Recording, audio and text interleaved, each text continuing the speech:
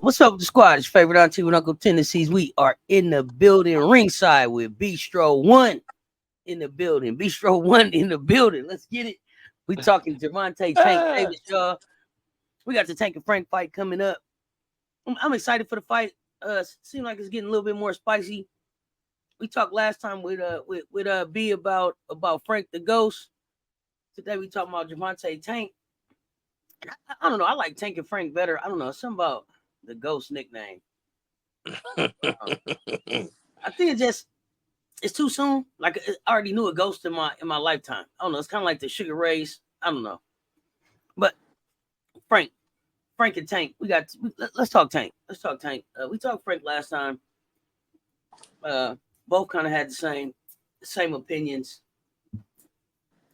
In some senses, except you were not as high on his boxing IQ. So I'm interested to see what you think about Tank. But we got Tank coming in. He's 29-0, 27 knockouts. Of course, fighting in the lightweight division. He's had 130 rounds of boxing, 93% knockout rate. The guy's been he's been pro since 2013. Southpaw, 5'5.5", 67.5-inch reach. What's your thoughts on Tank? All around good fighter. To me, he's proven himself every fight. He does get off to a slow start. That is one thing I'm a little worried about. Can't give away those early rounds like that, depending on the knockout. But he's been able to get it done every time he has been in that situation. So I don't see why this fight would be any different. Frank is a little athletic, so hopefully we get to see a good fight. I believe he can get it done, though. I mean, okay, so Tank's fought super featherweight, lightweight, light welterweight. Like I said, he's a southpaw. He won the Golden Gloves in 2012 at a bantamweight. Youngest champion in boxing at 22. He's been called the one. At least 8 times he's had a first round knockout. He can fight off the ropes. With him moving up, like you said, with him moving up in weight classes like that, to me, the power has followed him in all of the weight classes. You watch some fighters move up in weight, and at some point, they power kind of drops off, where they're not able to do the things that they were doing in the previous weight class. The knockouts and stuff don't come like that, but Tank has carried that power with him to each of these weight classes. So he still has the speed, like you said, the boxing IQ. Hell of a counterpuncher to me. Like, he waits for that opening. So, I mean, for sure. I look at you look at Tank. He's just now 30. He's just now 30. He's been boxing probably for pro 11 years now. And so I wonder if still just as he was coming up, Bantam and all of that, if it was just him still getting his grown up weight and really figuring out what his final real comfortable walk around weight would be as a grown man. When I think about him, like I said, he can come off the ropes, middle of the ring, phone booth. He takes a punch. He's in with longer fighters a lot, so he'll have to take some shots to get his shots off. But he don't have a suspect chin at all, right? No, I agree with everything you just said. I definitely agree with all that. But I don't know if it's a slow start that he has, or as much as it's just like him downloading and like filling you out, seeing a real fool, getting a real feeling for who he's in the ring with. One thing I noticed about Tank, he takes his time. You can't speed Tank up. Like, he's gonna fight at the pace he's gonna fight at. Like, he's slow and steady. He keeping you off him until he figures, till he knows who he's in the ring with, and until he takes your power. And once he's done those two things, then you start to see him kind of start picking you apart. I was gonna say implement his game plan. The punches he does punch you with or punch during the fight, breakdown shots to me. Like they break you down over time. Oh yeah. He's patient. He worked the body well. Great ring generalship. He makes fighters miss too. Power. He got power. He got speed. He got precision. I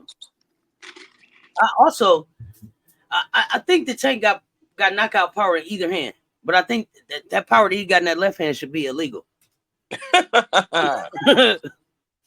It should be illegal. I don't care if it's a hook, an uppercut, or he got like a little hook uppercut he throws sometimes. Showstopper. Showstopper. Looking at Tank inside and outside of the ring, though, I don't know how much weight does he have to cut when he comes into camp. I believe he walks around at that weight. A lot of fighters you see are a lot bigger walking around, and they have to cut weight when it comes to fight time. So, I mean, he got a 5'5", 5.5-inch frame. He can't put no whole lot more weight on that. Like, you know what I mean? But and then too, he's from Baltimore. That's that's B Hop home. That's B Hop's home. They known to keep 27-inch weights for 40 years. You know what I mean? So yeah. That's just the discipline. Who they he are? Grew up, who he they grew are. up boxing though. Like he grew up in the gym. So yeah. And I didn't mean to say that that's B Hop hometown, but that's B Hop area because B Hop is a Philly guy. But just seemed like all of those guys from that area kind of tough. Those boxers, they always ready type fighters. You know what I mean? They always ready. It don't matter. Seems like they can get in the ring at any time. Versus like well known for boxing. Yeah. Baltimore, Philly, they definitely known for boxing. Oh yeah, more so a lot like of California, like they around. couldn't wait. Vegas, they couldn't wait. They up and down. All they do here is box. Seem like to me. So, different kind of pedigree, from those type of boxers. Some of the stuff that I remember, for Tank is the work he gave Pedraza, the body shot he gave Fonseca. He gave Gamboa that uppercut, and the uppercut he gave Leo Santa Cruz. Oh, A lot of times them fighters, they walk into punches. Like each punch has a purpose, and like he's setting you up for that shot. So the minute you slip or don't think about it, and that's to me the Frank Martin part. He has lapses in fights. So the minute he runs into a lapse and stays there with his head out or something like that, like it's game over. It's funny you said about the lapses because I was interviewing somebody from Baltimore about Tank, and it was that one of the things that they called out about Tank is that like he watches you make the mistake the first time, and then he waits for it to come back around. Like you messed up. Okay, I know you're gonna do that again, and I'm gonna be ready for it. So, I guess that's definitely one of his go-tos. I guess part of his actual strategy, I would say, is to watch you mess up first. And then, definitely a setup fighter. Yeah, he's setting you up for failure. So as soon as you get set up and you go for it, it's lights out. So you think he gets Frank out of there? You think it's a knockout? I expect to see a good fight, but I don't think it's gonna go 12. Okay. I think it's gonna be some hard punches. I mean, just from the talk leading up to the fight, I expect to see some hard punching and stuff to get into a real fight as we go on to the fight. Frank might try to come out fast and start a little fast, but if we get into those later rounds, it's definitely going towards Gervonta to me. I mean, it's deeper water. Water. I mean, Gervonta is going to be the more experienced fighter in the ring. Frank didn't start fighting till a little later in life. So it's definitely going to be a difference in experience. But how much will ring rust, if any, factor into to what Tank is getting in his ring with? This is Tank's first fight in the ring. Is this his first? Is this his first fight back since getting out? Garcia, it wasn't that long ago though. So I mean, it wasn't like years and years. I believe he was steady working on his craft, staying in shape. Like I said, he kind of walks around at that weight. So I don't think it was too much prepping besides putting together the game plan he wants to fight with. And like I said, to me, he's gonna walk him into something. So with him, I think Frank Martin is gonna come out fiery, trying to do some things. And he just got to be on his toes with the defense because he's going to walk into something. Okay. Rolly, prime example. He walked into it. So Tank's last fight was actually Ryan. Yeah, Rolly. That was disrespectful what happened to Rolly. He walked into it though. It's disrespectful. But Tank's last fight was April 23rd, 2023. So a year and 2 months. Some months, yeah. For me, it could be good, it could be bad, right? It could be just like a lot of pent up frustration, like he just can't wait to get in the ring. But I hope he stays Tank, right? I don't want him to rush himself because he's, like, oh, I've been waiting to get back in here. Although I'm sure he's been sparring and all of that. I mean, with him being Tank, it was a lot of fights he could have took other than this one. But I don't think if he wasn't ready, he wouldn't have took the fight. Like, he would have took a warm-up fight. So I believe he feels that he's ready. With him being this far in his career, I don't see him just rushing into the ring just to take a fight. But at this point too, like at this point in his career, it's like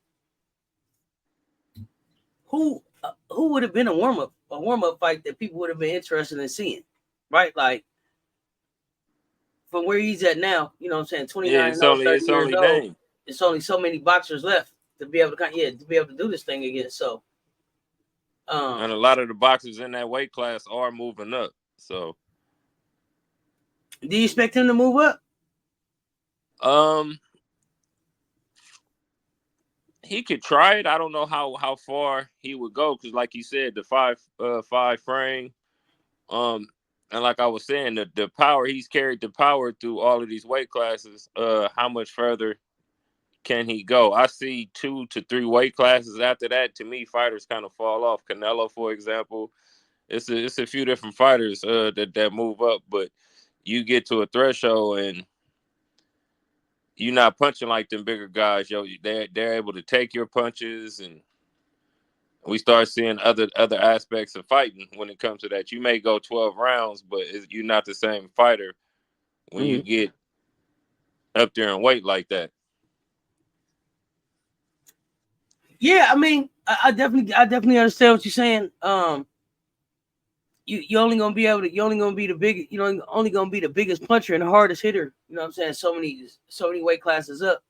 So, and that's another reason, where I'm just kind of like, damn, where does Tank go from here? There's not a lot of fighters left at lightweight.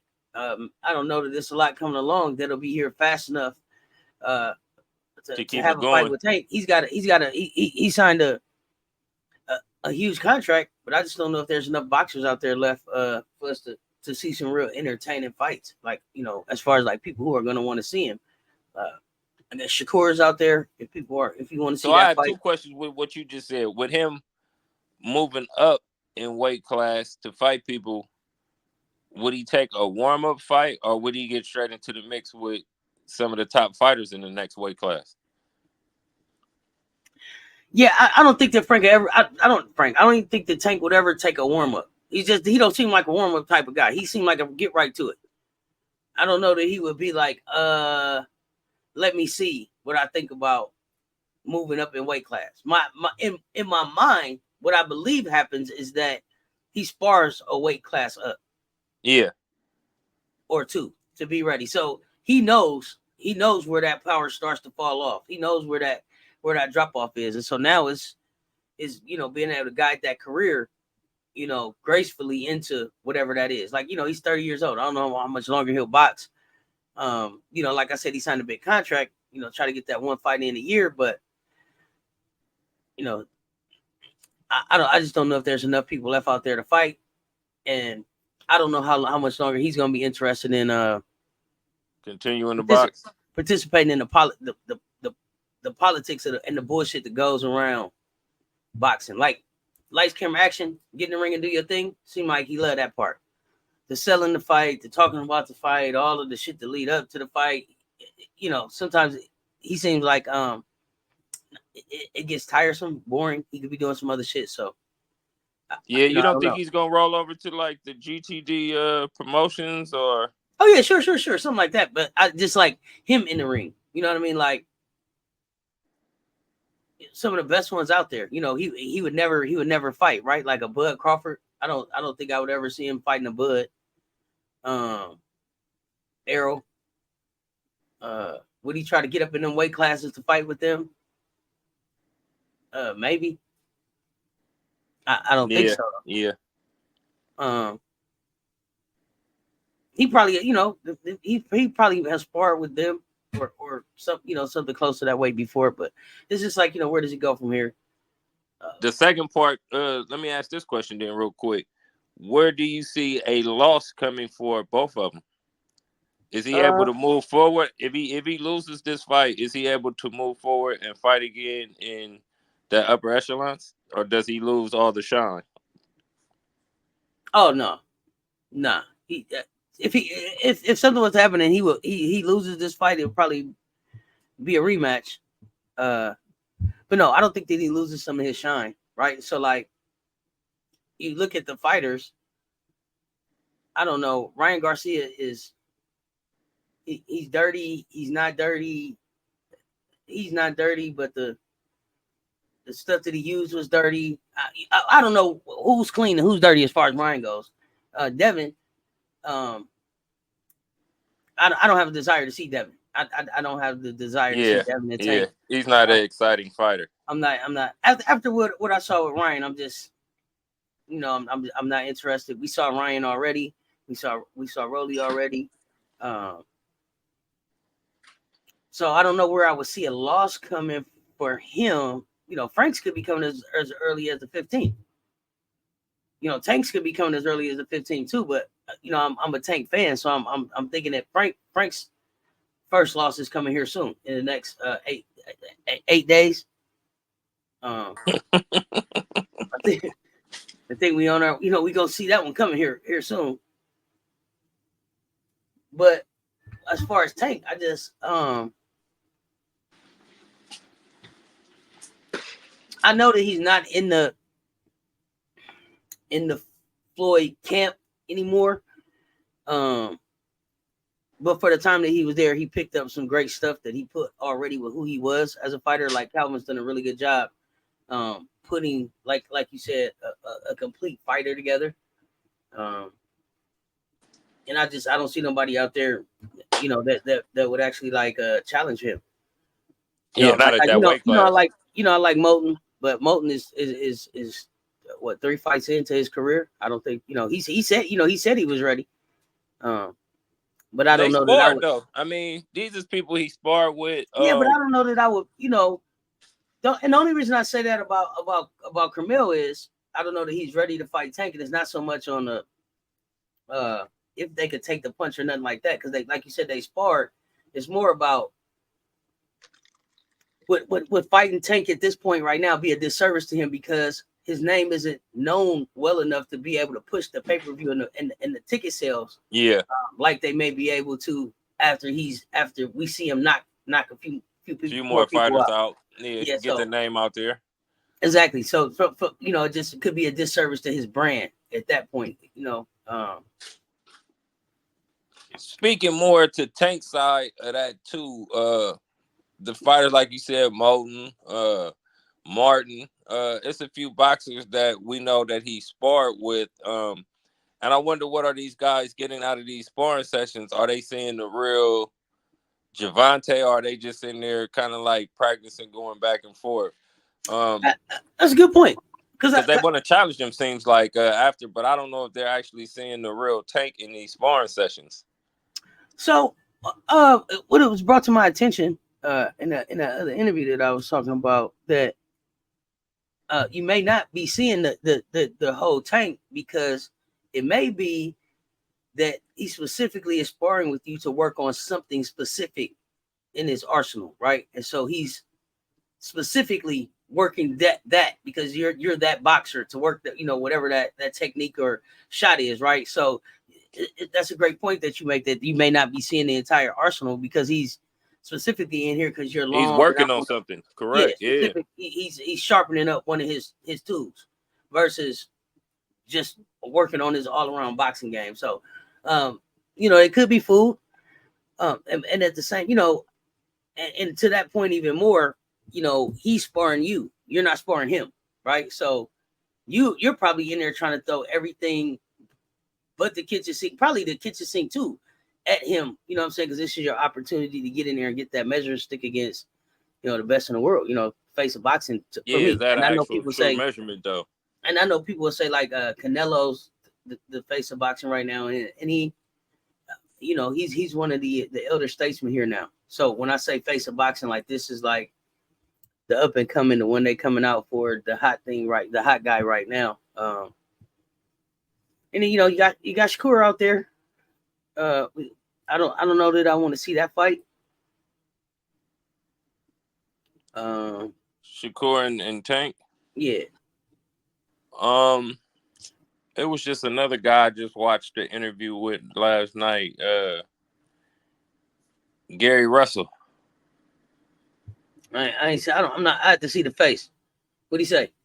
Um, he hasn't boxed in a while. He has a brother or a nephew or somebody else that's an upcoming boxing. He definitely can box. He's saying that he would beat him. So, it's a few fighters around. He hasn't fought in a minute though, but I'm not sure that he would be able to even handle him. I know it's a few people coming at him, but like you said, when you're the face or the top in that division, everybody's gonna try to shoot their shot at you. Yeah, I mean, and the thing for Tank, especially like 30, like I said, he's 30, not 29-0, not too much, not sure how much longer he'll box. He's gonna be real selective with who he matches But who he's his, boxing, yeah, who these he got to matches his be. brand with, right? So it's like, would he take a chance on somebody who ain't fought in a while, who doesn't have really a name, or is he gonna kind of continue on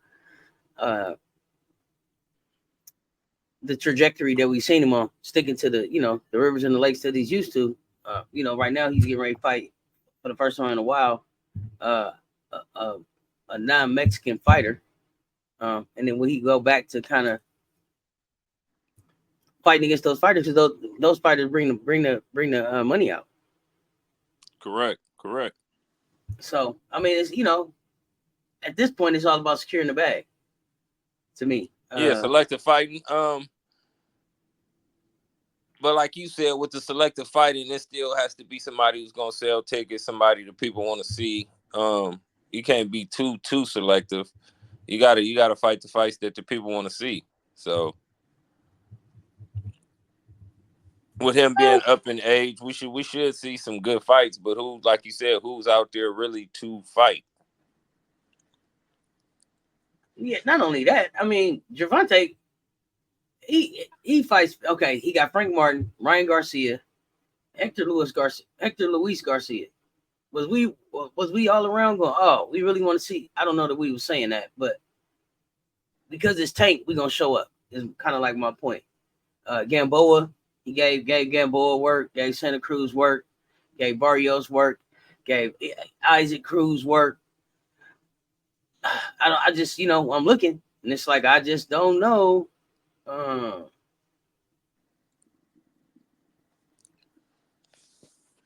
what else is out there, or who else is out there?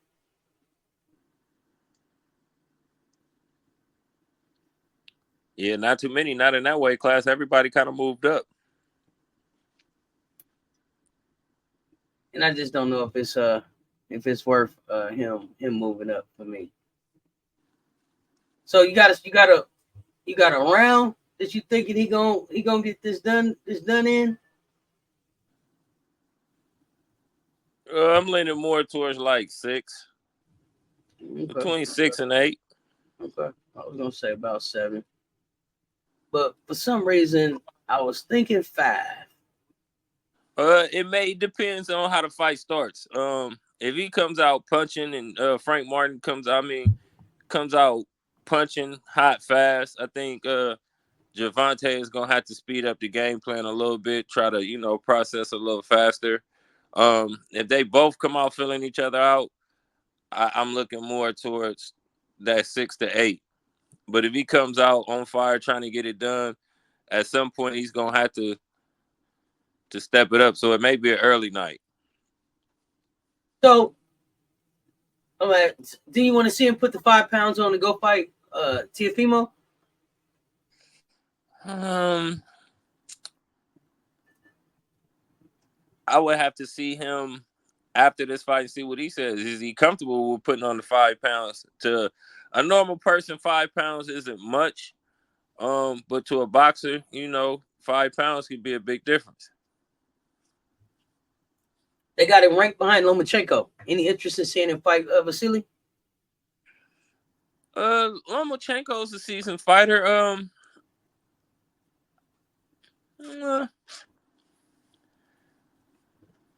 I mean, they got him in between. They got him in between Lomachenko and Stevenson. Is there one you would rather see?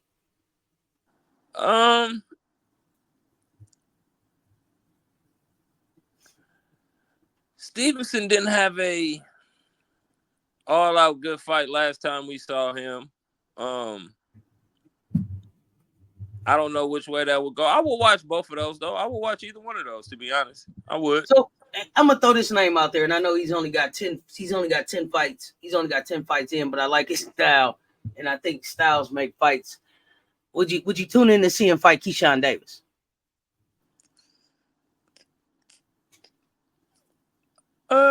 Yeah, Keyshawn, because I like Keyshawn. Or do you think Keyshawn needs a few more? So I know he was more of an Olympic fighter, world champion, Summer Olympics. Would you rather see Keyshawn fight a couple more fights before to get that groundwork and foundation beneath him? I would say yes. The Frank Martins, yes. To me, it kind of goes back to like the question I asked you. With them fighting a fighter like Tank, if they actually go in there and get knocked out, beat up, kind of bad, does that tarnish the rest of their career? No, look at Saul. Like you went too soon. No, look at Saul. Sometimes you get beat up and not able to bounce back. No, look at Saul. Canelo took a whooping and then he did the best with a Floyd Mayweather ass whooping that I've seen. He did the best with the ass whooping that I've seen. He took the ass whooping and then became like the face of boxing for a while, right? So it's all, to me, it's all the way you come back. Yeah, it's Saul. Yeah, his first name kills me. I don't know why you don't use it more. That was more of just a loss. You don't think Floyd beat him up? The people you fight, the people you naming, that's why I said I don't know that these would actually just be like 12 round, go to the card. It was a good fight, but you lost on points. Like I kind of see these fights like you're gonna get taught a lesson in there. It's gonna be a beating. So do you walk away and still bounce back, or you see these fights going to the court? Yeah, absolutely. Absolutely. The only reason I say that is because a knockout could be devastating. Sure it could. And somebody might be like, you got your ass knocked out. And your response would be, you would probably get your ass knocked out too. Like you didn't even sign up to fight him. At least I signed up to fight him.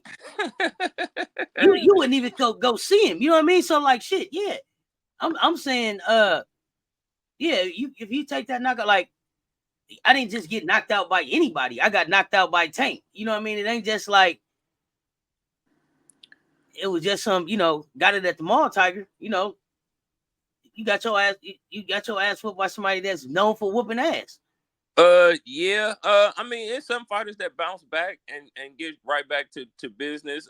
But after being knocked out, it depends on what fashion you lose and get knocked out in. You seen Coffin Box come back? He tried. Coffin Box. Box. Did you? Okay, honest opinion.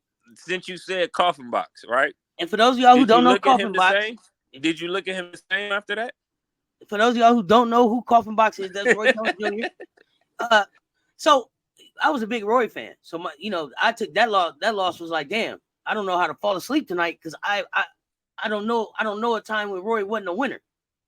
Well, how do you wake up? Did you look at him the same after that? Once I woke up the next day, yeah. Now I'll tell you when it was like, okay, my eyebrows didn't get raised until after the second Tarver fight. And then it was like, damn, okay, it wasn't a lucky shot. Your chin might not be what I thought it was. That it was, yeah.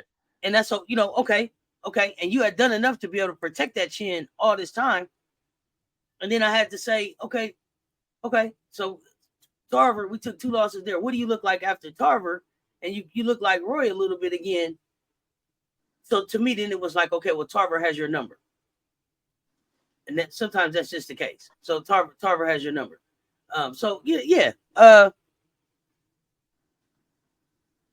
Plus, I think for me, Roy hadn't, and maybe I may be misremembering, but Roy wasn't so big on his undefeated, right? It wasn't the thing that he led. The legacy, yeah.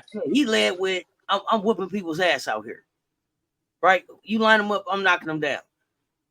With Floyd, I felt like Floyd, that meant more to Floyd, than Roy.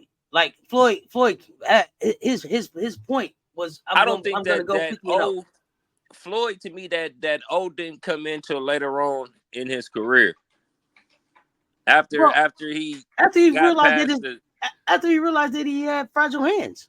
Yeah, 25-0, and then moving forward, stuff like that. Then that's when that O becomes a factor. But earlier on, the O's not really a factor. When you 13-0, something like that, it's not as much of a factor as when you get 30 and you still fight. Like Gervonta right now with the loss, depending on what fashion the loss comes in.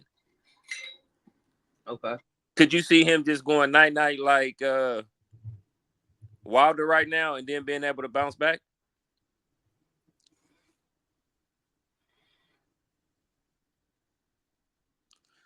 Or I wouldn't even say Wilder. It's wrong of me to even put that name on there like that, but just a devastating knockout in general. In the fashion he's been knocking people out or getting people out of there. If he goes out the same way, does he bounce back to the next fight in the same fashion? Yeah. I think Baltimore will require it.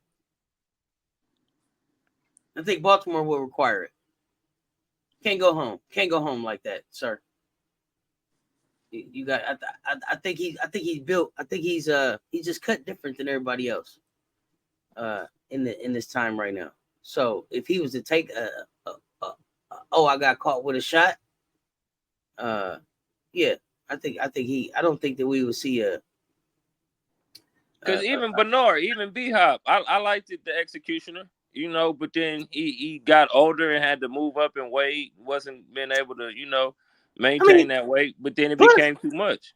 But, so, and then with Tank, your knockout, I wouldn't expect that the ring would turn into like a Kashizu Judah type situation that, I feel like he would be able to take his knockout like a man and get up and figure out what to do next. Like Zab went crazy in the ring. He wanted to beat up the ref. He didn't realize what had happened. He was really just waking up. He didn't know the fight was over yet. He was still in fight mode. You think he was still after when he got up the second time, he was still ready to fight? Seemed to me like it was like, okay, he was walking around. Never play with matches. The sky's purple sometimes, but he lost it in the ring, is what I'm saying. He was going after the ref, and maybe wasn't able to take the loss. Yeah, I definitely understand. And maybe that's a bad example. Like you said, maybe he was still just dazed and a little confused and didn't realize that they really just waved him off. But I say all of that to just say that I don't think that Tank will go crazy. I think that, okay, I'm back to the lab. But you asked the question and we're going to find out. You said what it's like, can somebody bounce back from a devastating knockout? Or Errol Spence, we're going to find out. That was devastating. That was more than devastating. I can't even put a word on that one. That was devastating. What's more than devastating? That was devastating, though, right? It was devastating. I didn't expect. It wasn't what I expected. I expected to see a much more competitive fight. So, let's see how he bounces back. I think he's gonna be the best example that we're gonna get on how being the a skills boxer that they both, or bounces we back. thought that they both possessed. Yeah, that Crawford fight was just a lesson from round one till it ended. And like even watching that fight or thinking about that fight, at some point earlier on in that fight, that fight was like a punishing fight. Like at a point, like the punches were just meant to like break you down and hurt you. So that's why I'm saying, like, at what point do you just take the loss and able to bounce back? He's getting back in the ring, but it's been a while. Okay. Like that was a devastating. Just the rep of being. If it would have went to the cards, I think it would have been a different one. But he got beat up, like beat up badly, like hurt. You gotta call like, see, he got his ass whooped. Yeah, he got his ass whooped. He wasn't even beat up. He took a whooping, and he know he took a whooping. That looked like a skilled fighter fighting an unskilled fighter, like we were saying. Somebody who was 30-0 fighting somebody who was 3-0 or 5-0. That was that didn't even look or seem to be on the same level. Okay. Well, we gonna know soon. We gonna know soon. The countdown is on. We finna find out. The countdown is on. It's definitely coming. Probably be back to take a look at a little bit of the undercard, see what's going on. Leading up to the fight, get some other thoughts. But for right now, we have given y'all our opinions on Frank and Tank. Let us know in the comments who y'all got and why. And if you calling for a knockout, what round? Let us know in the comments. We will be engaging. Anything you got for us, B, before we get out of here? Nah, that's it. Tank. Tank. That's it. Tank. We're going to find out, y'all. It's your favorite auntie and Uncle Tendencies. Until next time, stay tuned. Talk soon, y'all. Keep boxing. We out.